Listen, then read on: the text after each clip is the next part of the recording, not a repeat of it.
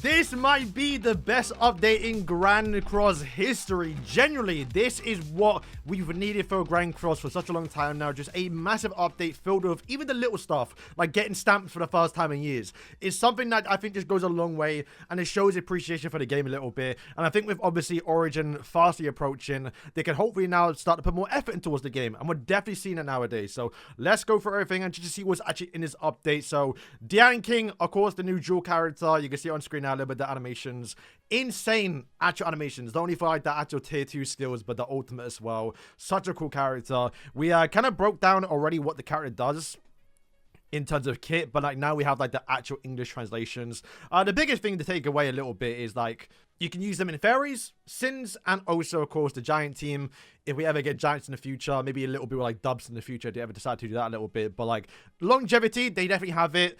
In terms of like flavor of how they designed the character, they definitely done what they did with Melly Ellie. And if anything, you can kind of almost predict now how Merlin and Escanor are going to play in the game, because they took some of their abilities and transferred them over. So for example, this right here, even though it's not pulverized, it's kind of similar, at least how the Queen Diane played, where the more gauge you have, the more, or at least draining, right? So for example, you drain kind of like a worse version of pulverize, but you can also petrify like how King does. Yeah, pollen guarding and heals and removing debuffs. Overall, everything just works so well together. Love how they play. Looking at the actual dupe levels, you definitely want to dupe her out more, but it's not as bad as I thought it was going to be. They've not been too bad with like ultimate levels recently, I'm not going to lie. And in the banner, it's actually been even better, because we reviewed it yesterday where we said they might only do like the top 3 UR characters. I was really dreading that actually the situation, because you want to have more URs, right? Because when you look at the other festival lineup, if it was just up until basically Lancelot and Subnak, I think it was, right?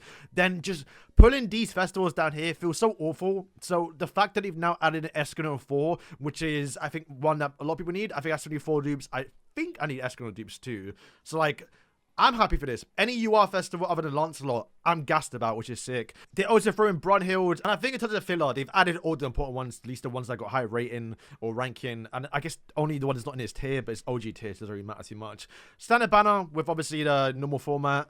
But yeah, that is where the update would normally end. Literally, normally it's just the one banner character. That's basically it, but there's a lot more. We're getting a new story chapter, which is going to include the Ironside fight, which is going to be quite nice. We're going to get this little story chapter a little bit. I think they do show Fortnite's Arthur. They showed it in the little trailer. They showed the promotional artwork, so we're going to see his model in-game. Of course, not a playable enemy, so we're not going to get to see his actual animations, at least for a long time. In fact, he'll probably come up before that. But still, see his model in-game. It's still hard to see if it's like just an outfit on the OG Arthur rather than like a full update on the model. I hope that is not the case. These are the outfit for Diane. They're kind of decent, not too bad. I actually really like the weather one, but unfortunately you got to pay for it. Considering that this is meant to be like the main like artwork for this whole event, they're making you pay for it is a little bit unfortunate. And this one's kind of weird. I'm pretty sure we already had it down in the game with this actual outfit. I've definitely seen it before. But getting King, this teddy bear outfit again is quite nice. They've updated Hero's Way. Nothing too crazy, but like getting a free Brunhild, Nanashi, Barn, I guess, and then also Freya for when you're a new player. It's also good too.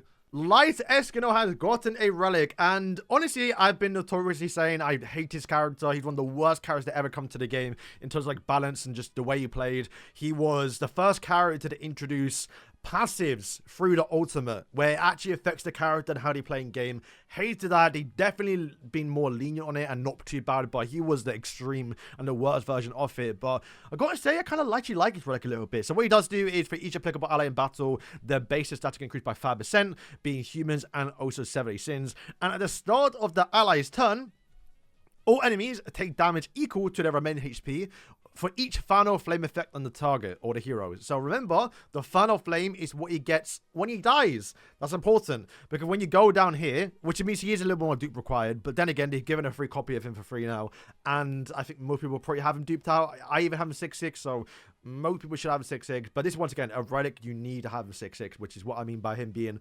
super, like, annoying. Like, there's no other character, like, yo, you have to get this character 6/6, otherwise it's not usable. That is the case for this Escanor.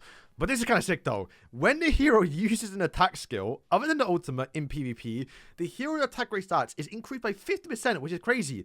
And the HP is decreased by 50% of the max HP. So, 2 skills, like, you actually just unalive yourself, which is weird to see, because we haven't had a character in the game that really does that. But the idea a little bit is you want to unalive yourself, so you can then do the final flame effects to where they then take, like, let's say you have 4 or 5 on whatever the max is. They then take 50% of the remaining HP at the start of the turn, but also because you have such a high attack rate stat increase, you're doing a lot more damage, which might be enough to one-turn a lot of people. I don't think it's going to make him relevant, but it's a cool character design that I really do like. 7 stamps. This is one of the biggest things I've been asking for. And when I spoke about the 4 Knights reveal and how it came towards the game, not only for the first time, but second time, because they've done 2 beginnings, I said, why have we not gotten stamps? It's the most easiest thing to do in the game. You can literally hire one person, even do like a fan art contest with like the community to make stamps in the game. It's not that hard to do.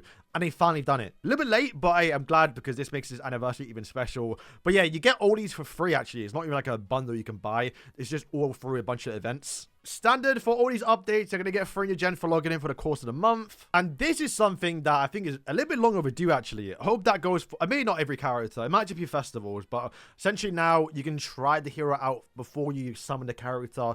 It's not you can take in the PP, but I guess you can go in towards this demo right here. A few little stages to test out the character, see the animations, which to be fair, you can already do that already. If you just click the character on the game, you can view the like training stuff a little bit, but sure, it's fine. And I said they're definitely doing this for the anniversary, but they recently did like an academy theme, a little event with Hell, where you could visit the academy and like roam around just to add more life to the game. It's nothing too crazy, but it definitely goes a long way just to make the updates feel more special. And they've done that again. We definitely predicted this one because it was so obvious they're going to do it. If they did it for like the Hell event, they're definitely for the anniversary, where this is the garden party, where you can just roam around the garden. However, there's definitely more things to do here. You can roam around. I think you can fish if they show it. Yeah, so you can fish, which is going to give you these rewards right here. Nothing too crazy, but once again, just something that makes the update more special. You can also visit this Merlin, which will then give you some free tickets to summon on like another free banner.